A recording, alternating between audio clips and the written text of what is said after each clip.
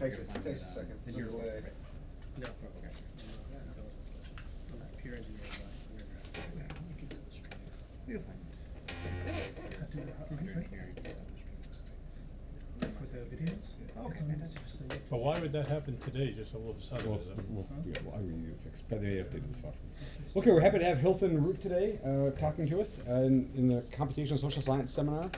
Hilton has a book manuscript that he's working from for a new book due out sometime over the next year, and he's material he'll present is from that. It has as you'll see, it has a heavy network aspect to a component to it. A couple of us, Ken and I, sat through a book manuscript session on this a few months back. And is it fair to say, Hilton, are you still looking for kind of structure? Are you happy to receive comments that are structural, or you rather have comments just kind of more marginal? I mean, for example, because is the book at the point of production at this point? No, the book won't come out until the end of the year. Okay, fine.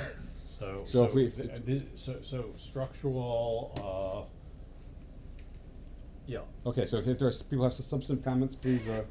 Yeah, substantive comments. Give them at really the end. what I'm looking for at this point in time, because Very good. there's still time to do that. So as Rob said, back at the end of summer, I presented a manuscript workshop, and Rob and Kevin and Kenneth were there. And gave me some really great insights for the revision process. And the chapter that everyone agreed was most in need of revision was the second chapter, which lays out basically the analytical framework that drives the analysis. And that's the chapter that I wanted to present here. So this is what just happened. I'm to sleep. Just Oh. touch it. This is empirically. The empirical chapters will follow, so I really wanted to get your comments about whether this way of conceptualizing economic change through the use of network theory is cohesive, and so this is like the big overarching picture. So the topic of the book is networks and change in economic history, and it covers great transitions in economic history. Global economic history over the last 1,000 years. And I'm going to tell you a little bit about the field of economic history first, so you get a sense of where this book is intending to fall within the literature. So economic history grew out of the political economy, and in the 19th century, political economy included topics like innovation, structural change, collective action, and history. And these more or less were shelved as economics became more of a Newtonian equilibrium-based system of thinking about change. And the questions that became critical were employment, resource allocation, in general, consumption, distribution, production, and prices. And the tools and the data that have proved useful to describe the economy's allocative functions are not well suited for describing the evolution of structure. So the word structure is a word that was introduced by Doug North in a 1981 book, which is a very, very important contribution to restoring the position of economic history within economics. And he wrote a book called Structure and Change in Economic History. This is called Networks and Change. So the question was where these structures come from, and that is the purpose of pursuing this inquiry. So within economics itself, the study of history went in the direction of mechanistic simplification, inquiring about problems that could be solved in purely technical terms. So if you actually look at the literature in economic history, it's a discrete field within economics, but it doesn't do anything that's either technically or conceptually innovative. And the topics that had traditionally been part of economic history before economics and political economy more or less went their own ways, topics like legitimacy, topics that had a moral dimension to it, the kind of things that Keynes and Hayek were writing about, all of that was eclipsed by the search for positive sum equilibrium, and the elimination of imbalances became the main preoccupation of economists in terms of their policy role and the key analytical device to explain change and to shape policy became equilibrium. So once economic history rejoined the mainstream of economics, it did so by adapting itself to equilibrium analysis. And so the contributions that are very prominent in the last 20 or 30 years are basically equilibrium models similar to the ones that we see all the time in economics. So these do not provide, in my judgment, useful depictions of great transitions that arise from time to time and actually do most of the work of historical change. And in fact, regime shifts from a stable to unstable state occur with greater regularity in economic history, and new elements are continually reconstructed out of existing elements, which is one of the topics that this book focuses on, as the agents react to patterns they create, and this causes changes in the shared macro environment. So to understand those changes, before you go on, Hilton, yes. I have a question just about maybe Please. your perspective. So you've given a very clean and measured critique of the existing, say, mathematical framework of economics and its impotence at doing what you want it to do, what you need it to do. When you, if I read between the lines there of the previous 3 slides, between the lines, you're really saying that the conventional approach is inadequate.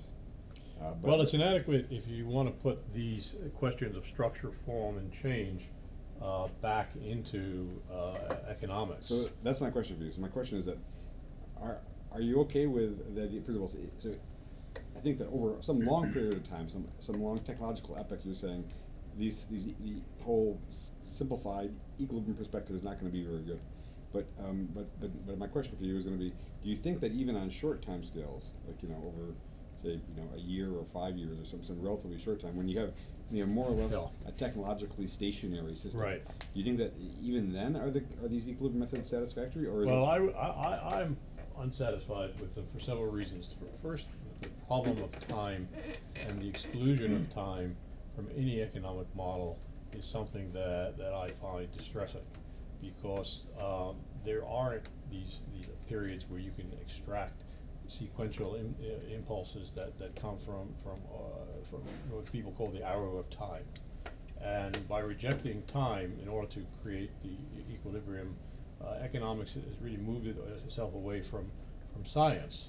So that's really what I'm trying. This book is all about: seeing the economy as a complex system, and also unifying the short-term change processes with the long-term sequences, and try to see the correlations and the coevolution between those.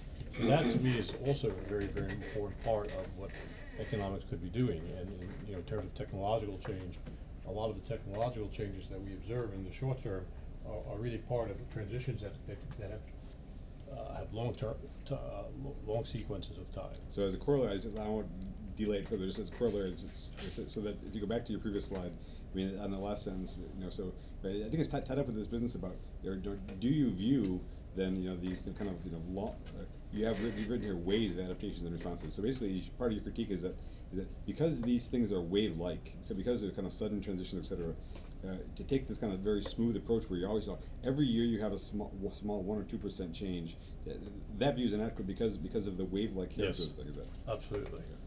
That's exactly my views on this. So this book is going to try to help people think their way out of the equilibrium model, both for short-term and long-term change processes. So the challenge for both biological and physical sciences is to understand systems when they behave normally. And we've had a great deal of the contributions of are about when variables deviate from equilibrium. And this question that is entertained in these other sciences is very comparable to the policy challenge of contemporary economics. And so I borrow freely from other fields, physical and biological fields in particular, and I resonate very strongly with a comment that was made by Vernon Smith, who used to teach here, which is a comment he made to all young economists. He said, don't bother to read economics. You should spend most of your time reading science and then applying it to problems. Because if you read economics, you're just going to get the same science. You're going to be doing tweaks on the same problem, but you're not actually going to make significant advances. And I tend to agree with that.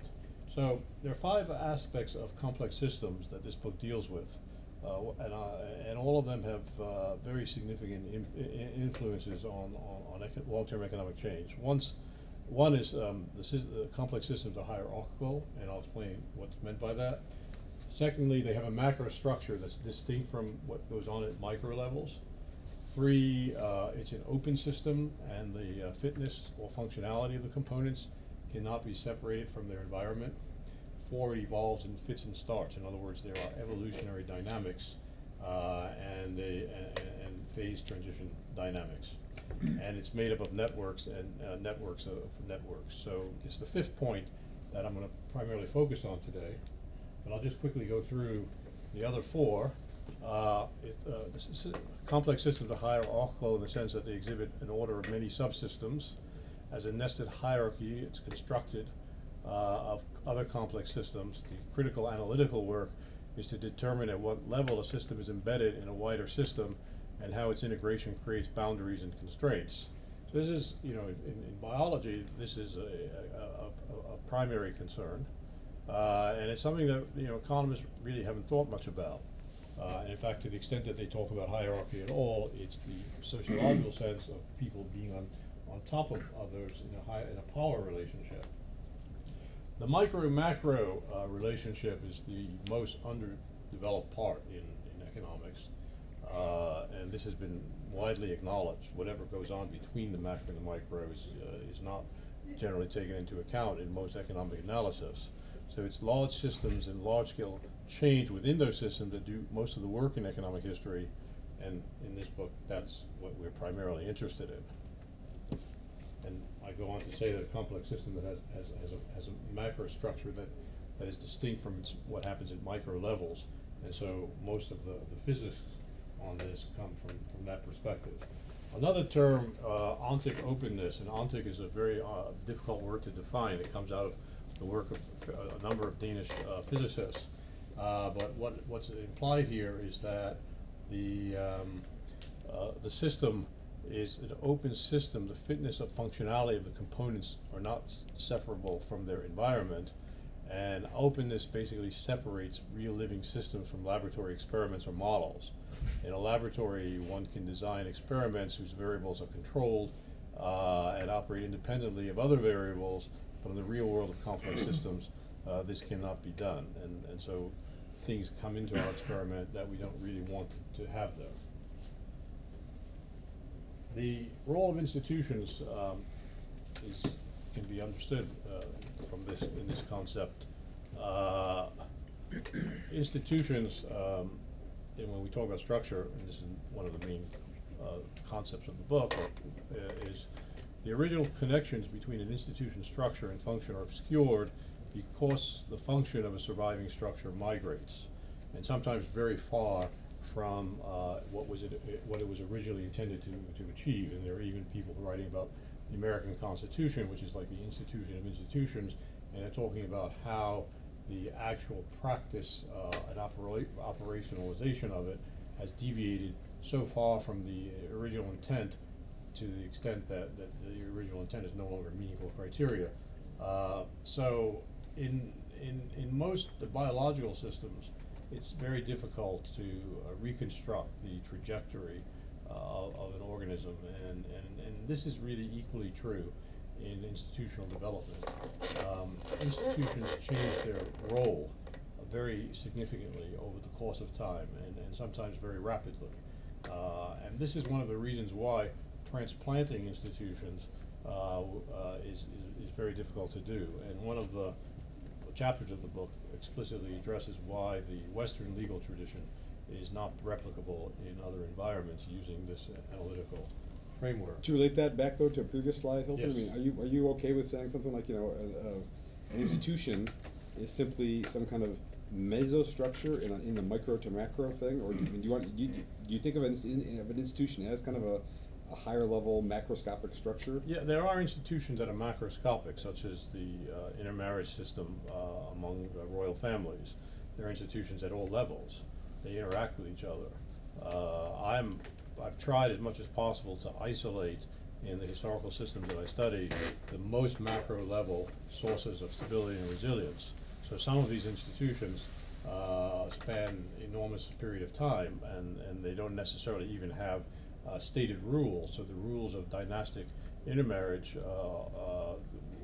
were not actually written down until late into the 17th and 18th century, even though they were the premise and the basis of stability in Western Europe. I'll talk about that later. So yeah, there are institutions at all levels, and some institutions are intermediary, and they're interesting from that perspective. But I'm interested in the relationship of all the institutions at all levels. So the evolutionary dynamics is the part that I'm most concerned with in this particular book. A complex system evolves and fits and starts, exhibits phase transitions and dynamics. The larger the system and the more connected its components, the greater the chance that some extreme event can reframe the interactions of agents and transform the system structure. Excuse me, Yes. Hilton, can you talk about, give an example of what you mean by, I know what a phase transition is, but what do you mean by phase transition in the context of an economy? Yeah, we're going to talk about that. Oh, we're not. Yeah, that's one of the purposes of this discussion. So now we're going to go to networks. A complex system is made up of networks and networks of networks. Change occurring within and between these networks ultimately affects the behavior of the system. So much of the rest of this discussion is really going to be about the role of networks. And in fact, one of the participants at the seminar today has mentioned to me I should maybe have a separate chapter on the networks, and I'm thinking about maybe doing that. So the first point is the difference of random and complex networks, which you're, I'm sure, all familiar with. You don't find that many random networks in history. The typology that develops from agent self-organization will determine how information spreads, how change occurs through adaptation, coevolution, especially through sudden large-scale disruptions that change the system altogether. And one of these is a preferential attachment, and so the networks that have consequences historically that interest us are very rarely random networks. Of course, the alternative system structures of networks can be very diverse, and their topography can vary in very significant ways. So that's what we're going to be trying to address. Well, you said that, so it's a bit of terminology to help the book out. I think that, you know, when you mentioned preferential attachment as a mechanism, so even though you can give that some historical meaning as to what it means to have people of the same say, power class or something attached to each other or something, it is the case, Hilton, that mathematically, the Barabashi mechanism or that kind of mechanism is in fact a random. Has a heavy-duty random component to it, right? Yeah. So you would call it. I mean, it's reasonable to call the networks that are formed from a preferential attachment mechanism a random network. Now, it doesn't mean that. I think that maybe the way you were thinking about random or contrasting it seems to me was more something like you're saying it's just. Well, I'm thinking of the random. Erdos concept of random networks that don't cluster. Yeah, remember, so an Erdos Renyi one is just one particular flavor of random networks. Mm-hmm. But most network mechanisms have a heavy-duty stochastic element. So yeah, so I don't mean random in that way. I mean random in that they don't exhibit distinctive clustering patterns. yeah, so that's not the way a network scientist thinks about it. Maybe you guys can help. Is that true? So I mean, they're defined differently through the literature, but typically you'll classify a scale-free type, Barabashi type model or Price 76 model. Yeah. That would be a random it's a stochastic system, so it is a random network. Everything, all the edge formation mechanisms are subject to a random test, usually a Bernoulli test. Uniform random test. So what you want to contrast with, you're saying you think that networks that have kind of no structure are irrelevant to what you want to talk about, which is fine. Those are, you should not call those random networks. What would you call them? Well, normally I think you call them the early shredding network. Yeah, but then nobody's gonna understand that. No, economists are not gonna know that name. Well, I suppose you need to start with the process of how a network can form Yeah. by random attachment, and Well, then you can say that's what I based do on in the actual manuscript. I describe the alternatives. I mean, I look at the baseline random structure and then talk about the development of scale-free characteristics. Yes, but then you would just say that all networks are probably not effectively random, but one has, it's just a probability distribution of how those links are formed. One ends up with a heavy tail, and one ends up with a normal distribution, a uniform distribution. Isn't it traditional to say small world versus scale free? No, Is that those are that's two Those are two inclusive. classifications kinds, of yeah. more random networks. I think Yeah. I think what you're trying to do is distinguish between networks with meaningful structure and networks without meaningful Well, structure. that's right, yes. So we can just call them that if you like. Call them what? Can I characterize it a little bit? Meaningful, not structure, but meaningful attachment versus without meaningful attachment, because the entire point of the Erdős-Fényi graph is that these the links are being made without any kind of foresight of the structure at all, and does not produce one. Foresight's not the issue, Attachment, Kevin, Preferential attachment. preferential attachment is one possible behavior out of a couple of hundred Yeah, behaviors. There's so many. If we go into the literature on exponential random graph models, where basically we take agent level and meso level structures of networks, I can show you 200 different behaviors that you can model networks based off. Preferential attachment is one of them.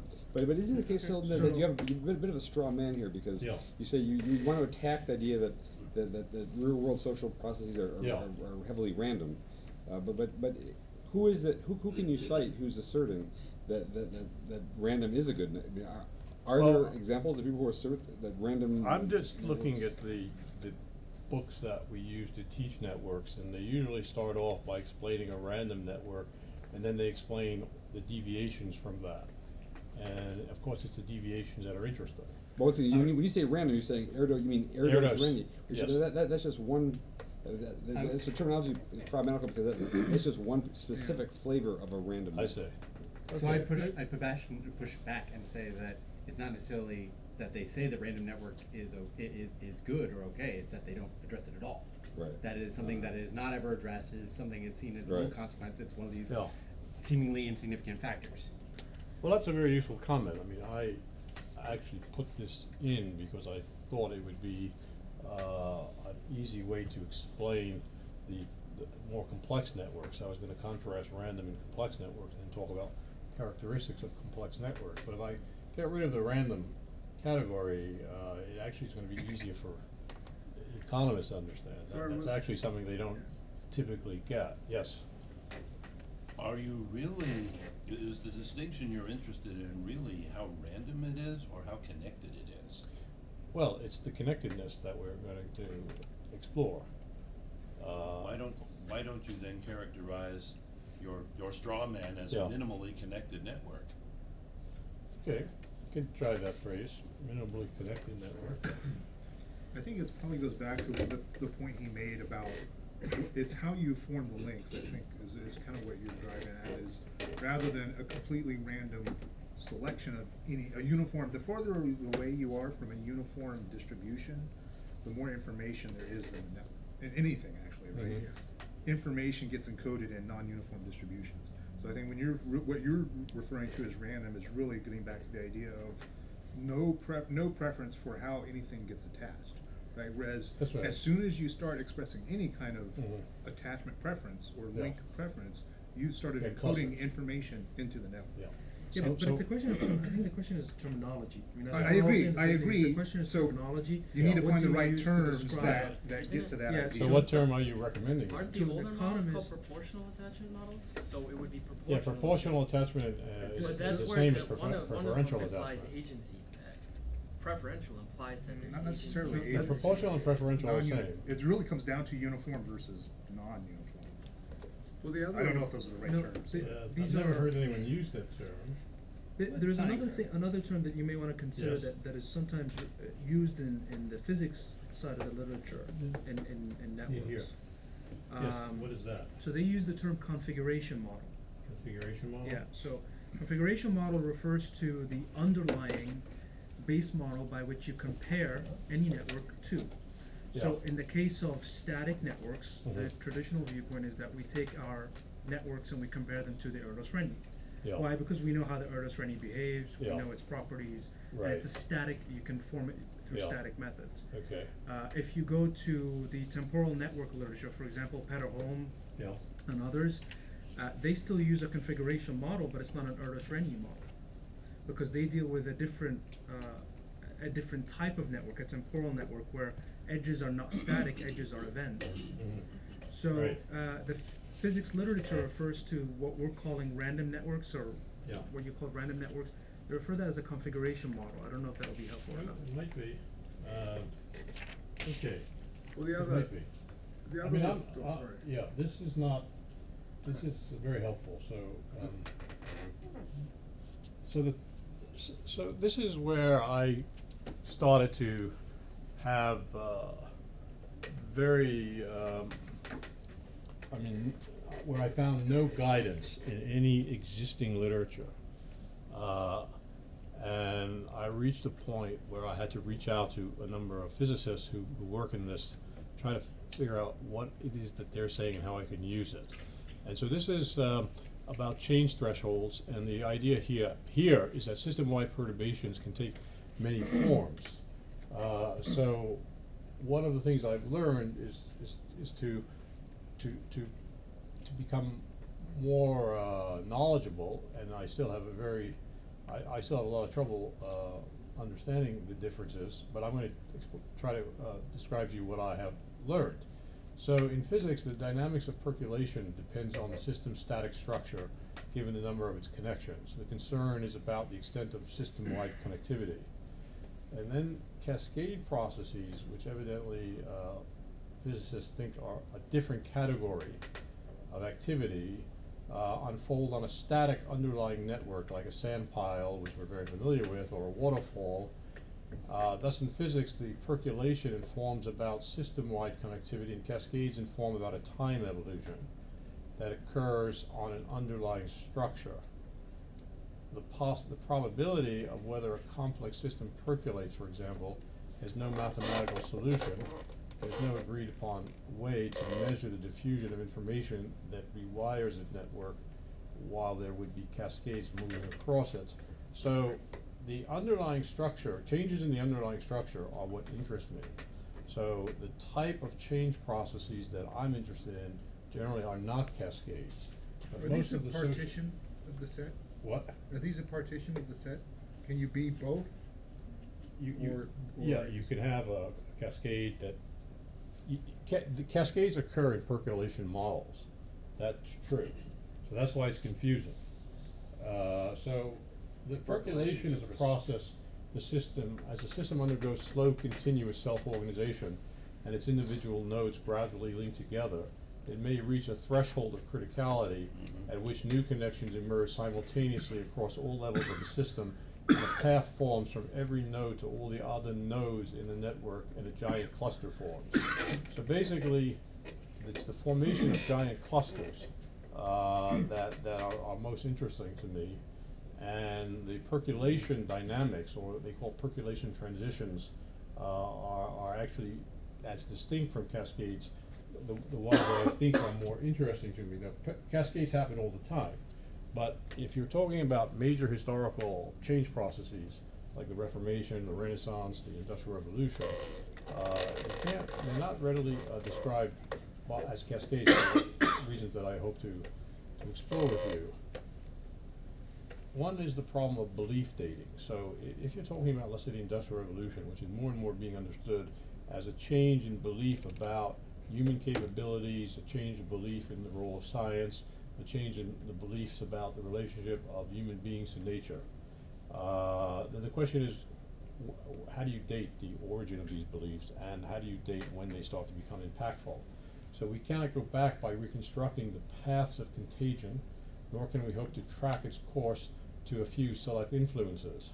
So most of the literature on the Industrial Revolution there's about 6 books that have come out in the last 10 years on this, each book is an effort to find a discrete set of critical influences and relate the Industrial Revolution to that particular set.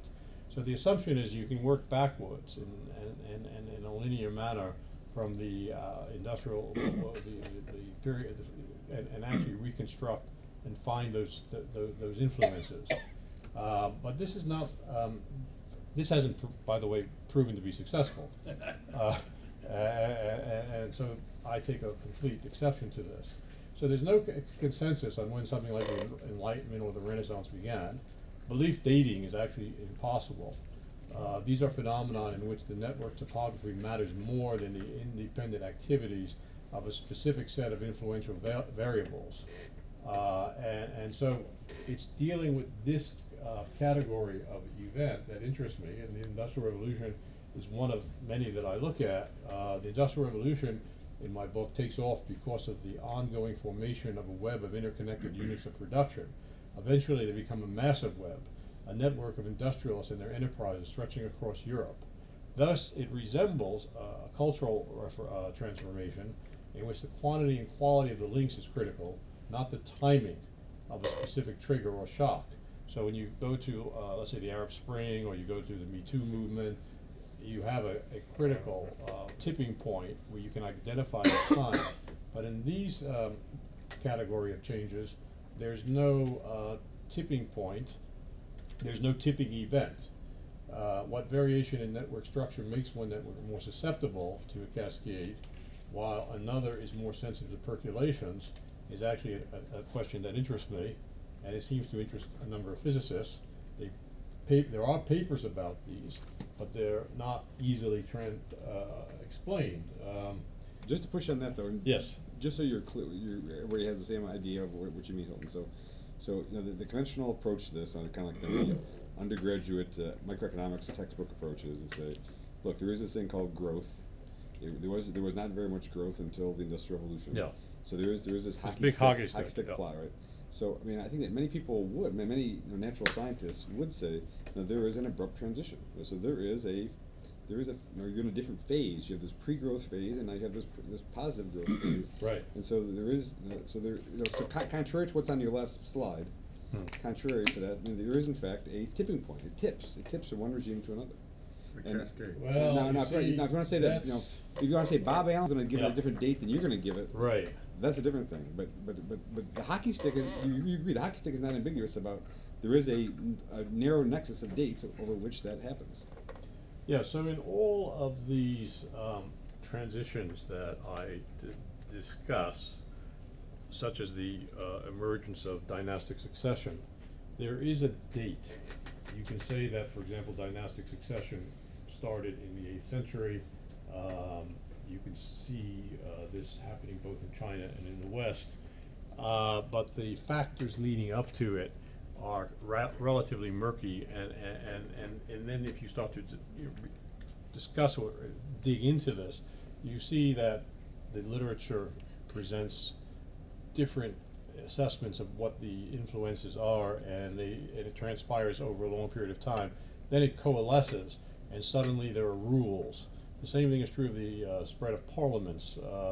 Spread of parliaments can be dated, but the underlying philosophical and legal foundations that allowed parliaments to take form occur over a long period of time, and people would disagree very strongly about what are the essential tipping points. That they can date it, that's not the problem, but they can't actually explain the transition dynamics, and they can't relate it to a specific cascade. So if you go back to Allen's, or go back to the discussion of the Industrial Revolution, which is probably fairly familiar to people because it is discussed in in introductory economics, you see that some people would talk about coal, some talk about financial, some talk about a demographic transition, but they have a particular tipping point that they identify, and they attribute the Industrial Revolution to being stimulated by that one event. there's no agreement on that event, on what that one event is. There's hundreds of books have been written and articles. The approach that I am adapting is to look at the Industrial Revolution as a consequence of ideological, cultural, scientific changes that occur over a long period of time, but they occur through the creation of a web of individuals and groups and activities that become, to me, a giant cluster over a period of time, and so that's that I think to me is a more interesting way of looking at this. A couple technical points which people around the room can weigh in on, Yeah. they know a lot about this. So it is the case that the Erdős-Rényi network has an abrupt phase transition, right, where it basically there's below some amount of connectivity, the thing is all disconnected, and as you go across the threshold, the whole thing becomes one giant cluster, right, or one. Right. Okay, so it has that. Now it turns out that tipping point is only crisp. It's kind of only abrupt in the limit of an infinite system. Of course, no system is infinite. So basically, as you go more and more to finite-sized systems, Yeah. If Eduardo was here, he could tell us about how the physicists actually do it. But as you go to smaller places, basically you get the thing to become more. It's more gradual and it's kind of more ambiguous as to when it actually happens. Now, it's also the case, though, that I think many of us in the room working on social systems, we would say when we try to use any kind of analog of that model for a social process, and then there's heterogeneity present. People have different appetites for things or something, right? At that point, that also makes the actual transition more diffuse, right? It makes it less abrupt, and it turns out here's where I think that many of us have lost our interest, to be honest, in raw physical analogs for social processes because we think that they're not good analogs. And so one thing that you may want to think about is something like, instead of calling it a phase transition, because we don't really have phases, you may call it regime transition or something, but is the basic idea that when you have heterogeneous agents, you would not expect necessarily an abrupt transition. So that's actually the most spectacular thing about this example, is that it is in fact abrupt. Right? This is one of the rare cases where at least at the level of kind of like looking over 100-year time span, there is this 1840s. This is Bob Allen calls it the Angles pause or something. In 1840, Well, there was it's the not. abrupt transition. It's only abrupt when you look at it from a 150-year period. When you actually look at it microscopically, growth rates go from 1% to 2%. Right. Now, we all know that the effect of that over a 20 to 30-year period could be dramatic, but the difference between 1820 and let's say 1830 is very small. So it's not something that the people experiencing or living through it would have even noticed. They don't know they're living through an industrial revolution. We only know it ex post. Yeah, when we look at a trend line, and then we can see this trend line. Then we would say the only way you would actually expect it to be abrupt, though, in the physics sense, is if in fact all the components are completely homogeneous, right, and they're all well mixed, and they have all the usual kind of BS properties that none of us believe really obtain in social systems anyway, right? So so sometimes it has to be diffuse a little bit, right? Jeffrey West has a new book out called Scale. Has anybody besides me looked at it? We passed it around a couple weeks ago. Oh, good. So the question of whether it's abrupt or not is relative to what else is going on. And I think an important contribution of a book like this would be to add some value to that discussion. What is the context that we're talking about, and what is the time frame that on the basis of which abrupt would be measured? So maybe this change is abrupt relative to the waves of change that are going. The Leontief kind of a wave. I don't know. Yeah. But So scale is a relevant issue here. Yeah. From my point of view. So there tends to be perception among physicists that transformational changes in structure occur gradually, but the decline or demise of those structures tend to be more easily datable and more dramatic. In most of the transition processes that I'm looking at, this seems to be true. That the contributing factors span a very long period of time, and so we could say it's gradual. The there is an abrupt change at some point. So, for example, one of the transition points in the book is World War I. At the end of World War I, all of the dynastic lordships and dynastic rule in China and in Western Europe dissipate almost instantaneously, and it's a massive change.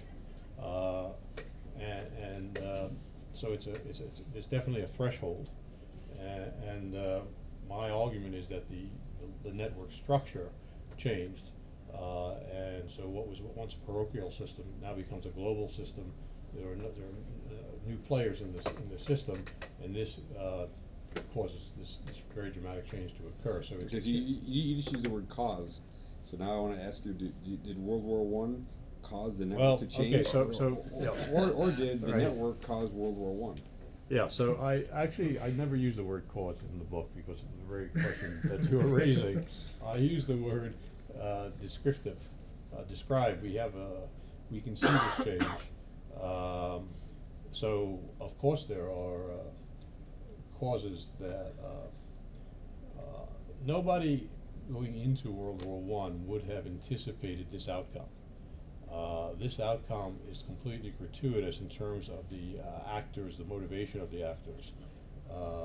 So this really was a fundamentally transformational change that could not have been anticipated, and it was on nobody's agenda.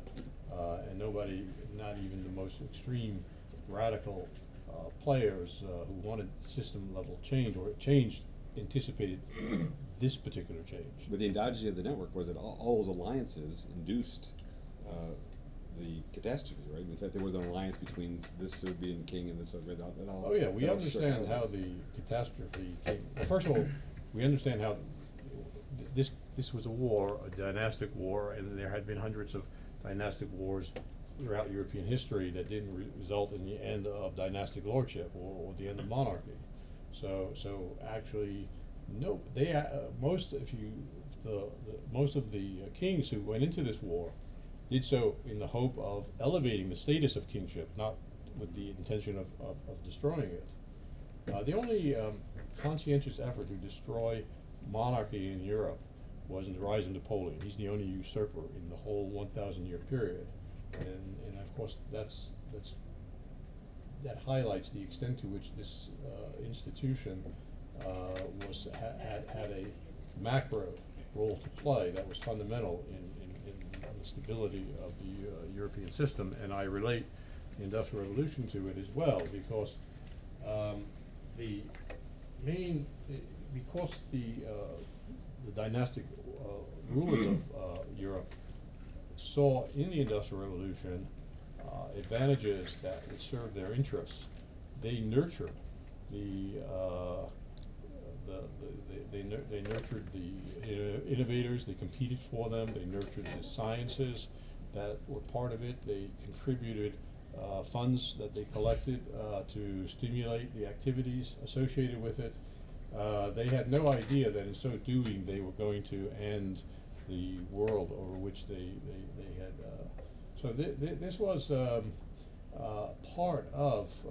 There would have been no industrial revolution if the network structure of Europe wasn't, which I'm going to talk about next, have its unique small world clustering characteristics. Yes. We're a little bit behind, so I can ask, if you want to wait till the end, then I can ask my question then, or are we still okay on time? I don't know. So what time do you want to end? Let me say you're No, I'm talking. Are you comfortable? No, I want. These are the questions that I Okay. want to explore, because this is very difficult stuff to No, we explain. don't want to at any point. I just. Okay. Yeah. No, So- I'm very interested in what you. My question is on your choice of literature review. Mhm. So why the percolation and cascade literature? Why not the diffusion and contagion literature? Because But this is part of it. Diffusion is these are all processes of diffusion. These are all contagion. It's the same literature. well, So it's all these literatures are all under the larger rubric in the book of self-organizing criticality. So these are all processes of self-organization. They come from the internal dynamics of the network. That's how I see the whole set of these processes: cascades, percolations. These are these are the internal dynamics of network systems. So would you say, Hilton, at this point, all those ideas, diffusion, percolation, cascade, they all overlap, but they're not the same idea. Yeah. So is it They're clear, useful. for purposes of your book, is it clear how they differ? Well, this is what the book tries to do. It tries to. So you're clear on. You feel like you're No, clear I'm- on that.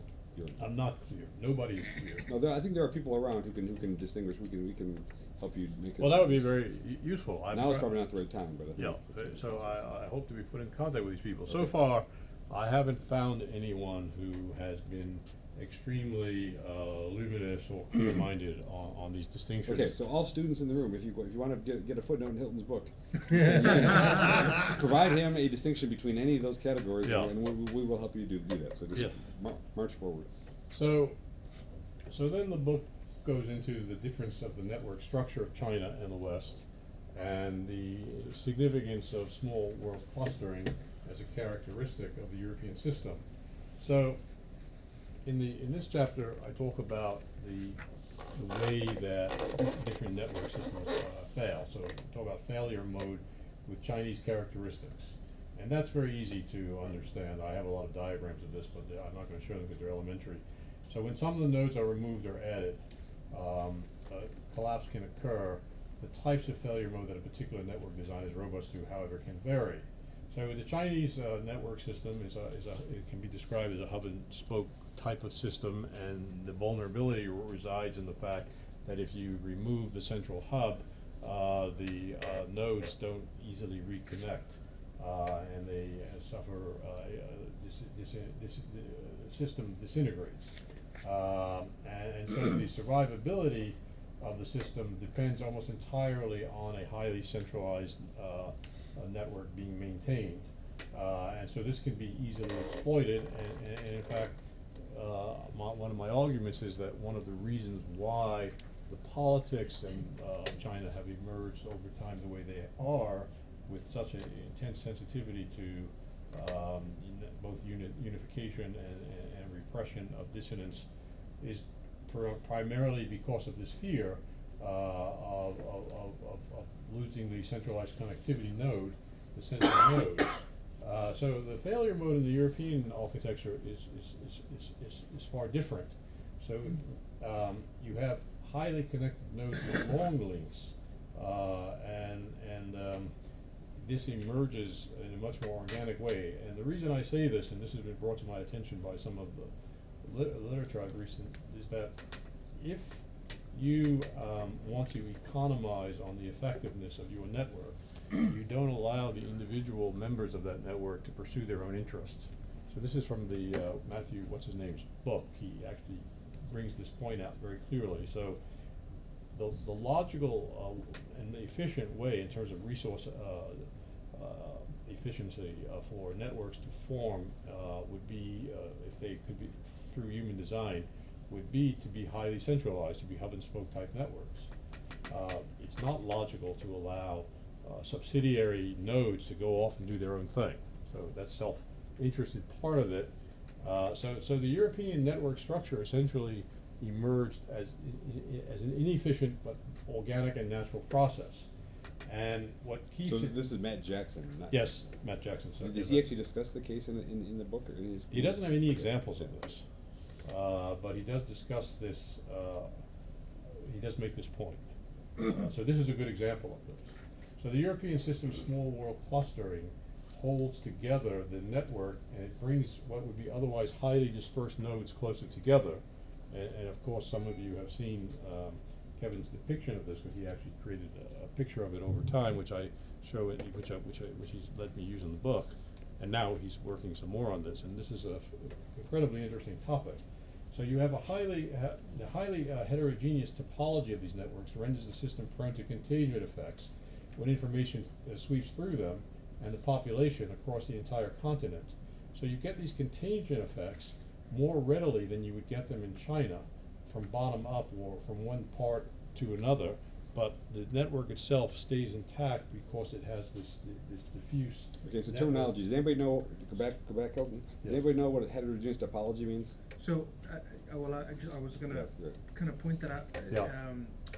So, heterogeneous topology could mean a number of different things, but I was actually gonna just talk about the differences between what you're describing here. Yeah. The small worldedness in general, where Yeah. you've got the high clustering coefficient Right. and the clusters, and then the small or the low path lengths between Yeah. the clusters.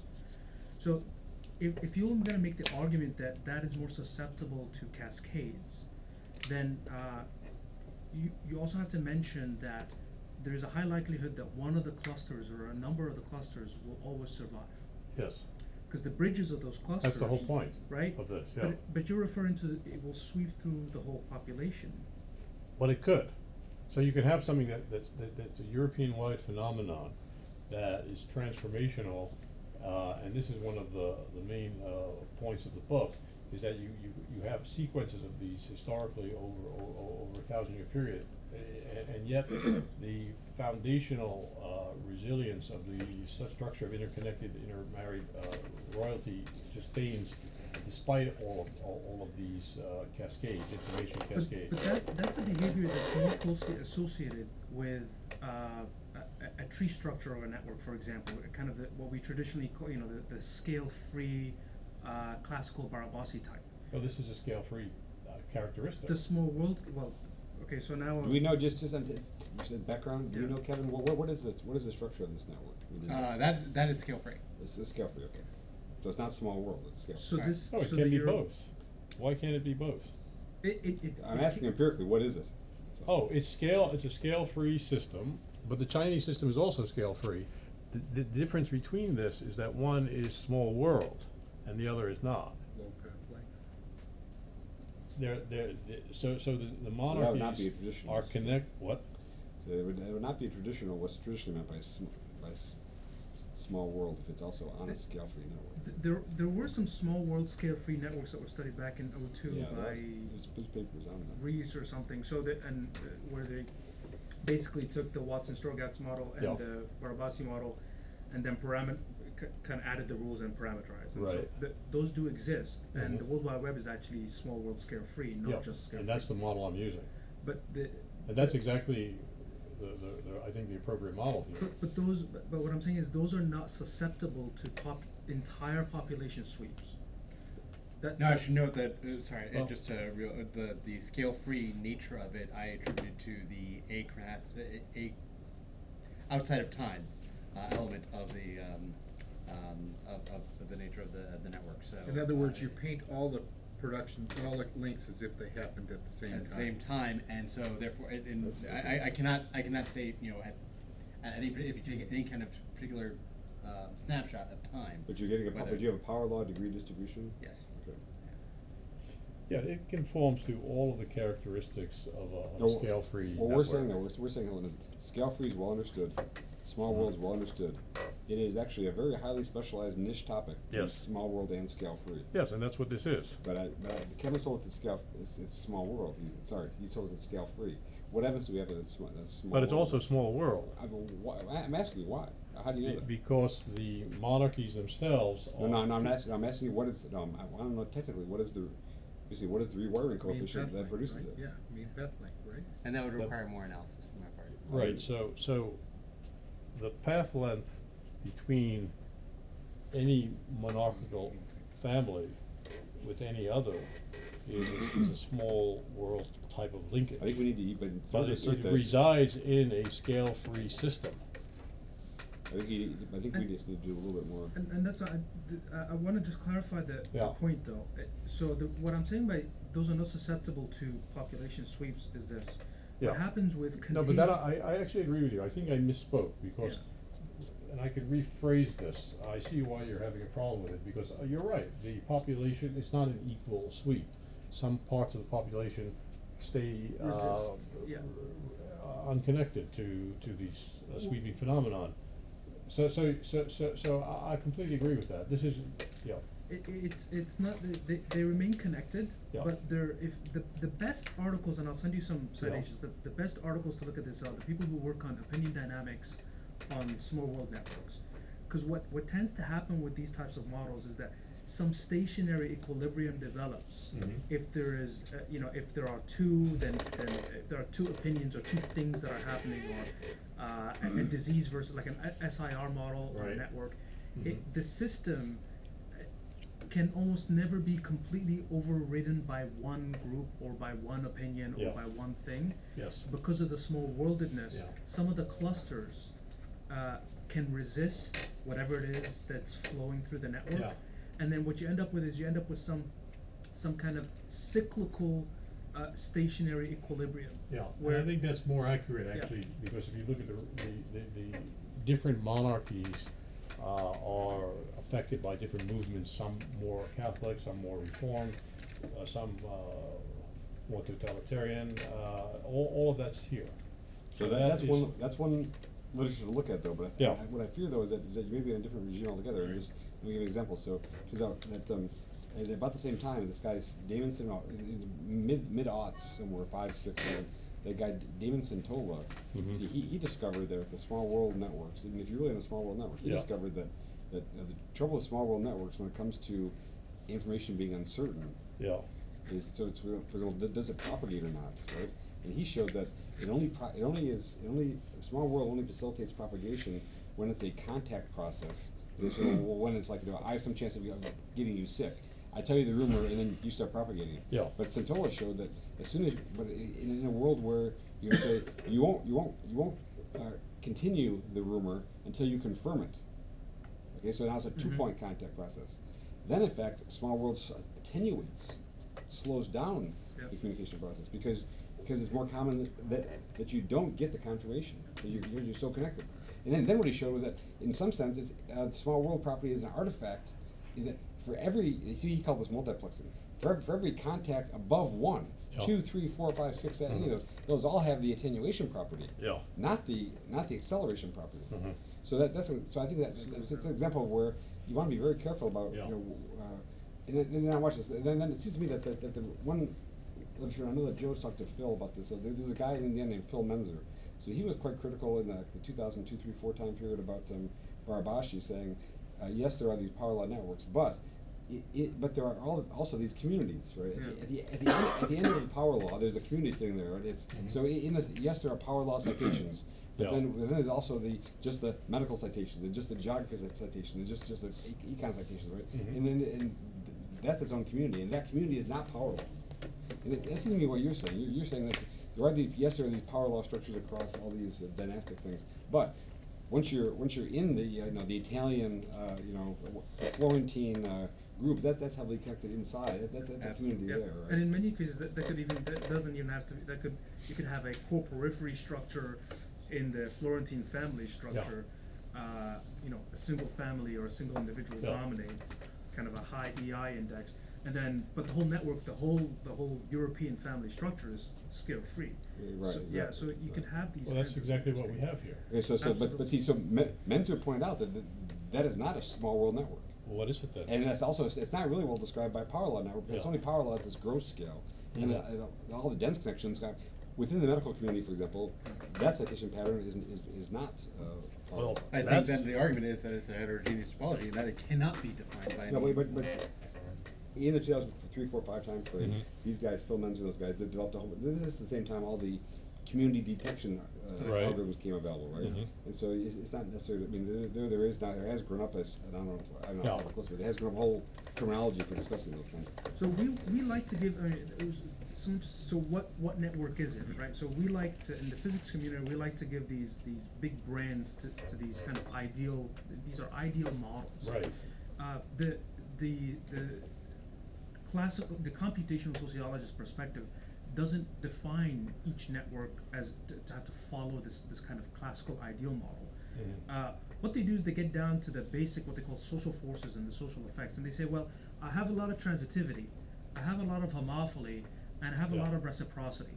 And so these are the things that define my network. But it's too vague for And it's a- for- what's It's a too complex vague for network? this, it Yeah. just, it doesn't work Too with big for this. Thomas, or- Yeah, so I think that economists can learn how to think in these terms, but they're never gonna go for what you just described. Because then you're really in a You're world almost of saying, I thick think, description.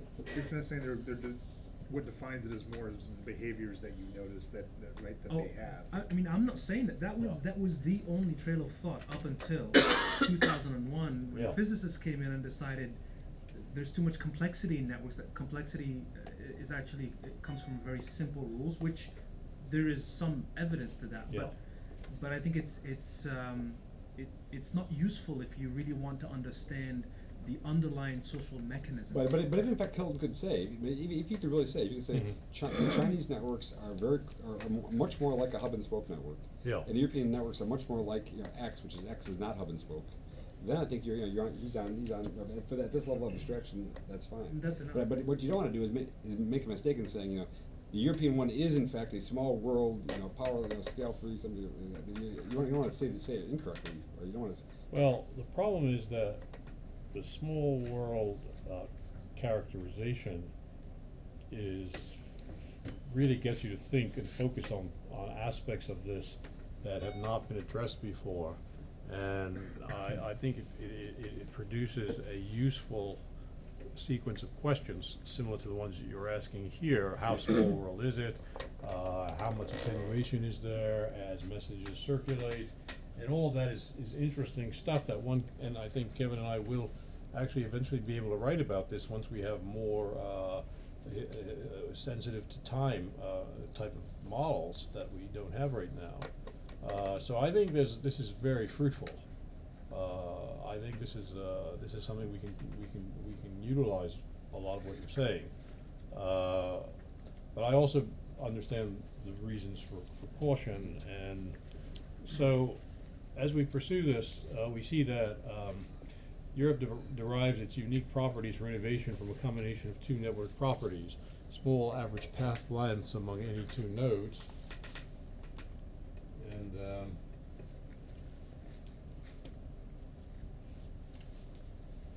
so the key hubs have the small world property, and a polylaw distribution, a scale-free property, is also there, and these properties combined limit connectivity fluctuations and prevent the self-interested motives of individual agents from undermining the unity of the macro system.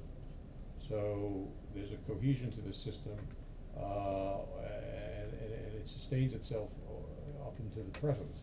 So the Chinese network connectivity is more homogeneous, the nodes are more isolated, but the problem and the risk of the Chinese system is that if you have a new and potentially dangerous idea among the elite, this can cascade and be incredibly contagious very quickly. So the system administrator has to think about reducing that.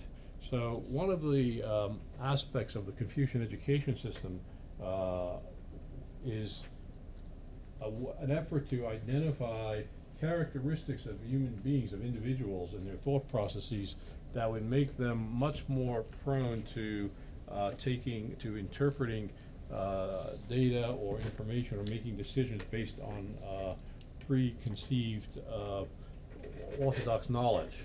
And that's why this system becomes so entrenched, because if you do get a spark of a new idea, and these people are so tightly connected, it will cascade very, very, very dramatically and can cause a major disruption. So you need to prevent this by having an education system that would self-select and eliminate people who would use their own thought processes to make decisions rather than preordained knowledge. Yes.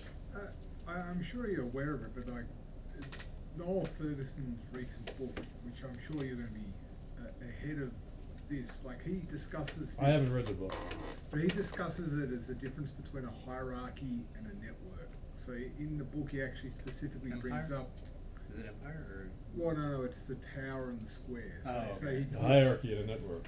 So his main thing of the book is that you have these transitions, and he talks about it in Europe and even World War I, and he talks about some of the things that you've discussed. And in China, it's more of a hierarchy, and you have that person at the top of the hierarchy that's highly vested in the system, and he can force things from the bottom down. And then in Europe, he discusses these other networks, and he talks about the Reformation, the Renaissance, Yeah.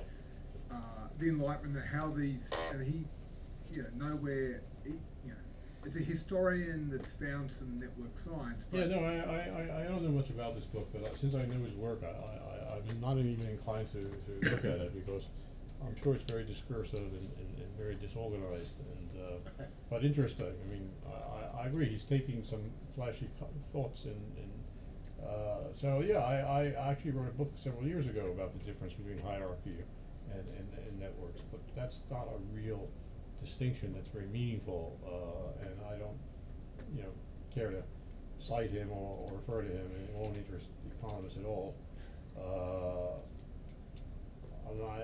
That sounds very crude, but unfortunately it's true. So the properties that I'm talking about combine to limit connectivity fluctuations and prevent the self-interested motives of individual agents. So we'll go back to the Chinese one. So the Chinese system has a somewhat different dynamic than what you just described. He's attributing to it. Information is filtered up and down. So it's a filtering system that filters innovations. It filters behaviors that could be disruptive. But it doesn't. But it also transmits information of innovations that can be contributed to Confucian order. So it is a system that's fairly dynamic, but dynamic with its filtering capability, and it makes it very stable. But one of the arguments of the book is it's not a resilient system. It maximizes stability at the trading off resilience. Can I yes. ask you, in the context of China specifically, what do you mean by resilience? Because I know that some consider that the Chinese have been probably one of the most resilient civilizations on Earth. Where they assimilate the barbarians. Right? Exactly. Everybody who conquers them Yeah. becomes Chinese. Yeah, so I'm talking about cycles of economic development and growth. So in Chinese history, you have cycles with enormous disruptions, sometimes from 70 to 150 years, where the economic capabilities disintegrate and then have to be rebuilt. So it has this, it's often restored back to a level that it once had, but it doesn't have this self-sustaining dynamic of economic growth. And then one of the purposes of the book is to try to explain why it doesn't have this. So we've become increasingly aware that these cataclysmic transitions in Chinese dynastic history have enormous economic and demographic consequences, including enormous loss of population on a scale that we don't have any similarities in Europe. So one of the things that is increasingly clear is that Europe's trajectory over a 1,000-year period doesn't have these enormous transition periods where you go down and then come back up. So it's much more consistent. Even with the Black Death? What? Even with the Black Yeah, Death. so the Black Death is nothing in Chinese history. This is what's so interesting. And these wars that Europe's have, the numbers of people that die wouldn't even be noticed in China. The Chinese wars have millions of people dying, and the Black Death is one period in European history. China has many of these periods. So the other thing is that the Black Death is a natural phenomenon. Yes. It's not a dynastically political caused phenomenon. All of the major disorders in China are actually can be attributed to dynasties, to the failure of dynastic continuity. So that's another critical area. It's interesting Yes. you say that, because the Black Death was carried by Mongolian dynasties from China to Eastern Europe over a period of ages, where Yeah. there were. How do you know that? This is something I've Because seen a lot of people reported. say it came from ships. performing the So east. there may but- be some disagreement in that community. I don't know. Yeah. But this is something I just saw recently. It was carried by Mongolian horses from. So it's the fleas that carried it. Yeah. Yeah. Yeah, but that doesn't differentiate it any more from the plague of Justinian, the smallpox epidemics, No, but- many epidemics. But that from came over the to Europe. perspective of dynastic development, Mhm. it took many Mongolian dynasties for them to reach Eastern Europe. Yeah, so I'm not sure I follow. But I think his Yeah. point is more is that it was the social order of China contributed more to their population fluctuations than a natural phenomenon, Yeah. regardless of how related that natural phenomenon might Right. be related to the social order. Yeah, at least in the time period of the 5,000 years that I've covered. If you actually look at Chinese history over a 25,000 year period, you might actually see that there's variations are due to climatic conditions that there's actually some interesting work that suggests this. But we're talking about this discrete period of history, really basically a small period. But it's a period during which the Chinese and the European network systems have continuity through dynastic succession that allows them to achieve levels of economic development, social development, intellectual development, cultural development, and cosmopolitanism that are not achieved by other regions of the world.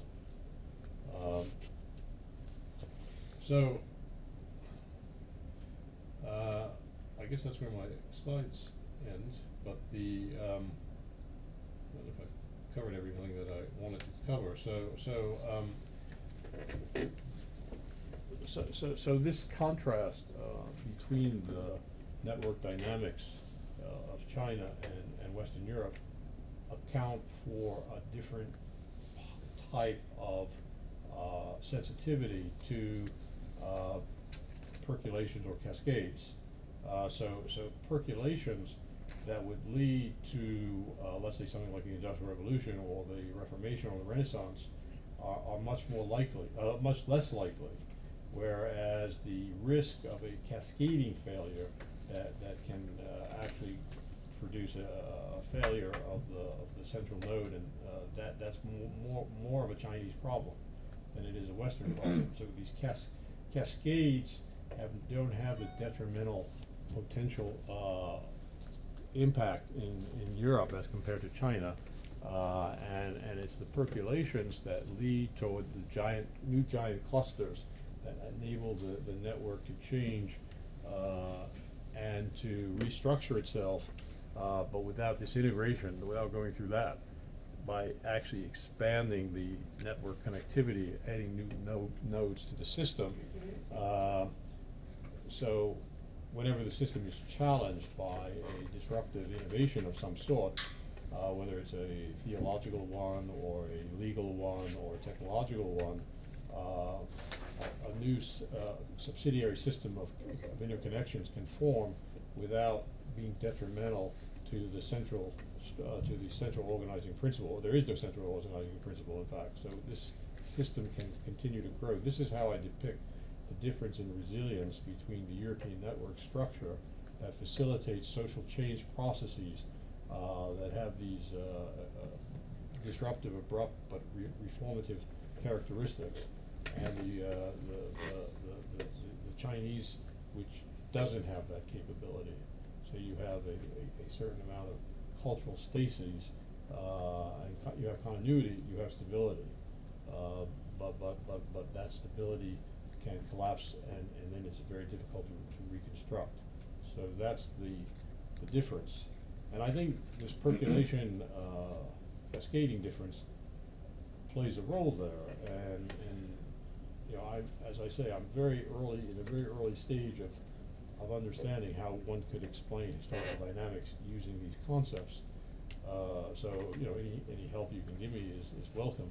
So I have been in touch with people who do work on this, physicists, and they have they've been somewhat helpful, but they have they have never worked on the transfer of this knowledge to certain processes. They're actually very interested in doing this, but most of the physicists that have worked with these concepts and complexity in general tend to think that they can solve the financial crisis issue, the financial instabilities and volatilities, rather than these larger cultural phenomenon that have these long-term transformative impacts. So I think I'm out of time. What time do you usually? Why don't we do this? We're going for an hour, so why don't we take a couple questions, Yeah. and then we'll shut it down. But if you can stay around, I'm sure there'll be a lot less input. So, Yes. anybody have a couple questions? Yes. Yes, Doug. Well, maybe you might want to discuss this later, but it strikes me, well, obviously the Industrial Revolution starts in England, Yes. which even though it has a monarchy, the monarchy over that time exhibits ultimately no real power on the social organisation of the country and ultimately the empire, whereas obviously in France and in Russia, the monarchy had more of a say in the running of the country. So, is that a moot point Well, or I something think that should be? you underestimate the degree to which the monarchy is the central pivot of government in England and in Britain during this time. It doesn't have it's a more complex system than elsewhere, but they're certainly the dominant force of cohesion, and they see the Industrial Revolution as something they can use, especially in competitions with other monarchs, which is an important source of their legitimacy. So they are very much engaged in encouraging activities that produce the Industrial Revolution. You're saying, the alliances leading up to World War I, like the monarchy wasn't necessarily involved in that. It was like the British government, the parliament that would have entered those alliances, whereas the other countries, whether it be Austria or Hungary, was the head of the empire. So it just struck me, well, not so much your work, but reading the other work, that England sits very differently to those other countries. So are you asserting, Hilton, that in the 19th century, the British monarchy played a bigger role than Parliament in fostering industrialization? It's hard to say. I mean, Parliament, the monarchs were strong in Parliament. The parliamentary system and the monarchy system are very integrated. But I want to veer off into nuances about British history. I agree, Britain is different from France.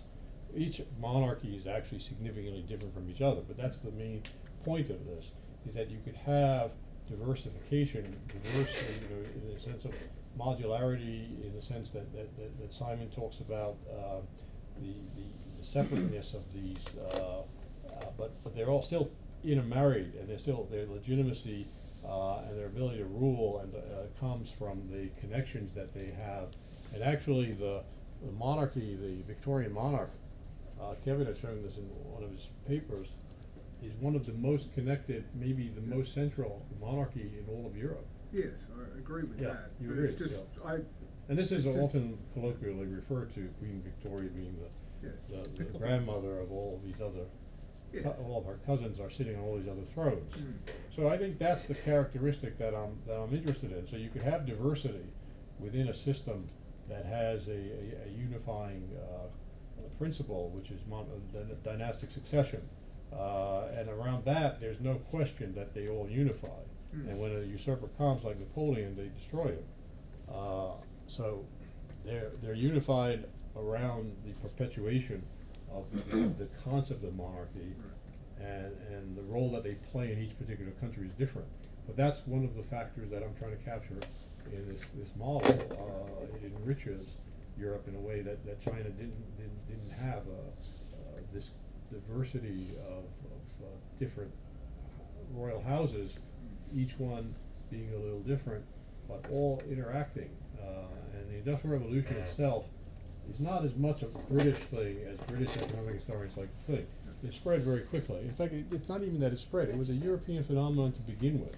If you look at French history, you would find just as many innovations in technology in 18th century France as you would find in Europe. I mean, even in England. And in many technological areas, France was way in the lead well, the steam engine. Well, Well, they were lead in science, but the things got implemented in England first. Well, that's another interesting question, but anyway, the point is, it's a European phenomenon, that's the way I look at it, not an English phenomenon. Okay, Yeah. last question, Doug. You need to look more at tribal structure, Mm-hmm. because one of as I understand it, I'm no expert on China, but one of the things I do understand about China is that they're looking at about 1 billion out of their 1.3 billion population belonging to tribes that have no great affiliation with the national government. And their greatest fear is that several of those tribal groups would find a common narrative that unites them against the government. Yeah, of course. This is historically very, they're very vulnerable to that happening on their western frontier. You need to look more at tribalism specifically. Yeah. And what unites the tribe? Is it kinship? Is it ideology? Is it money? It's different. In the United States, Well, what motivates it's adherence to the common communications means. Yeah, what We have motivates tribes. most of the tribal activities is rainfall. Mhm. And when the rainfall goes down, the tribes are basically overpopulating, and then they have to invade. And we can correlate invasions with rainfall very accurately. You also can look at the effect of communicable disease, which is considerable. Oh, really? No, I don't know about. That would be interesting. Okay, very good. Well, let's stop it here and thank Hilton for the. And I'm sure he has a little bit of time to.